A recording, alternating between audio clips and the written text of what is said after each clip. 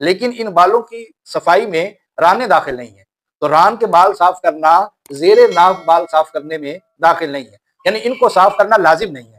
کوئی اگر کرنا چاہے تو منع بھی نہیں ہے، لیکن کوئی لازم نہیں ہے کہ ران کے بال صاف کرنا یہ زیر ناف بالوں میں داخل نہیں ہے اور کرنا ضروری ہے۔ آج میں آپ کی خدمت میں ایک بہت ہی اہم مسئلہ کے حوالے سے عرض کرنے لگا ہوں، جس کے حوالے سے عامی لوگ بڑی کنفیوز رہتے ہیں اور اس حوالے سے بڑے پریشان رہتے ہیں۔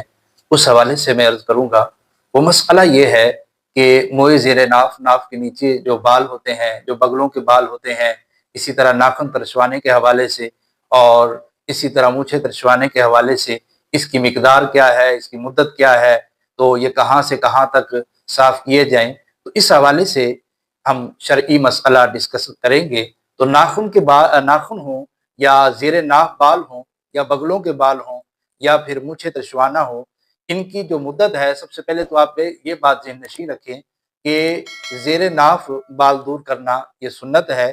ایک حدیث میں ہے، ایک صحابی رسول صلی اللہ علیہ وسلم نے فرمایا کہ رسول اکرم صلی اللہ علیہ وسلم نے مونچھیں ترشانے اور ناخن کاٹنے اور زیر ناف بال صاف کرنے اور زیر ناف بال کا صاف کرنے اور بغلوں کے بال صاف کرنے کے لیے ہمارے لیے ایک حد مقرر کی ہے، وہ 40 دن ہے۔ تو میکسیمم جو ناخن کاٹنے اور موئے زیر ناف صاف کرنے، بغلوں کے بال صاف کرنے اور مونچھوں کے بال ترشوانے کے حوالے سے تو یہ میکسیمم جو ہم ڈیلے کر سکتے ہیں وہ 40 دن ہے۔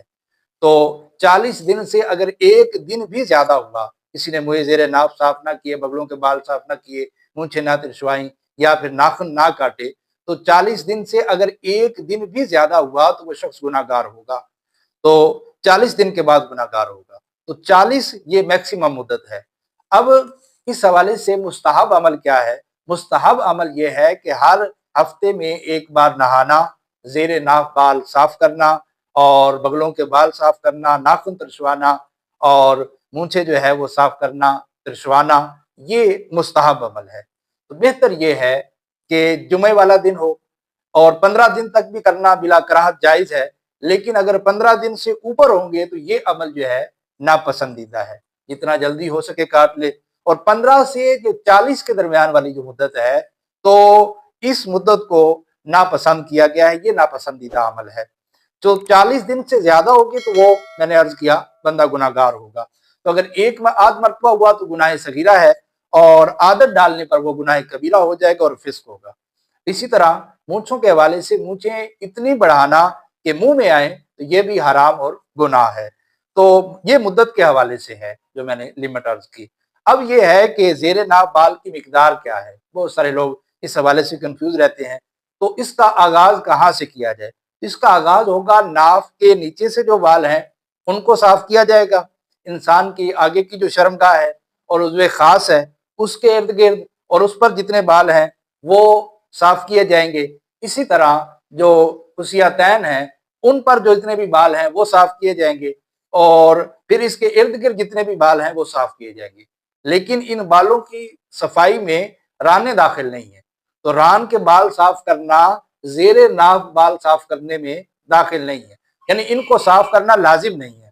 کوئی اگر کرنا چاہے تو منع بھی نہیں ہے، لیکن کوئی لازم نہیں ہے کہ ران کے بال صاف کرنا یہ زیر ناف بالوں میں داخل نہیں ہے اور کرنا ضروری بھی نہیں ہے۔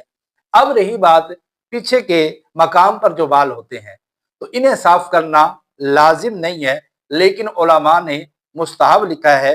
بہتر یہ ہے کہ جو پیچھے کا مقام ہے، جو شرمگاہ ہے، وہ اصل میں نجاست کا مقام ہے، تو اس کے بال بھی صاف کیے جائیں، اور کیونکہ یہ طہارت اور پاکیزگی کے زیادہ قریب ہے، کیونکہ استنجا کرتے وقت پانی بھی کم استعمال ہوگا اور استنجا کے جو ہے نجاست کے بالوں میں پھنسنے کے امکانات بھی ختم ہو جائیں گے۔